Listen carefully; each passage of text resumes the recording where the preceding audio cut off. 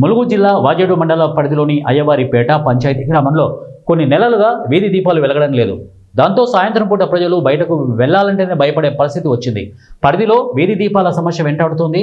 చలికాలం ప్రారంభం కావడంతో త్వరగా చీకటి అవుతుండగా పలుచోట్ల లైట్లు ఆలస్యంగా వెలుగుతున్నాయి. దాదాపుగా కొన్ని ప్రాంతాల్లో అసలే వెలగడం లేదు. మరోవైపు పండగ సందర్భంగా మహిళలంతా వీధుల్లో బతుకమ్మ ఆడుకోవడానికి ఇబ్బందులు పడుతున్నారు. వానకాలం కావడంతో సాయంత్రం వేళ పాములు, తేళ్ల లాంటి విషపురుగులు బయటకు వస్తున్నాయి. మరి రాత్రి సమయంలో వీధి దీపాలు కూడా వెలగకపోవడంతో ఇంట్లో నుండి బయటికి వెళ్లాలంటే గ్రామ ప్రజలు జంకుతున్నారు. ఇక గ్రామ కార్యదర్శికి తమ సమస్యలు చెప్పినప్పటికీ పంచాయతీలో నిధులు ఏవని సాకు చెప్తున్నారని గ్రామస్తులు వాపోతున్నారు.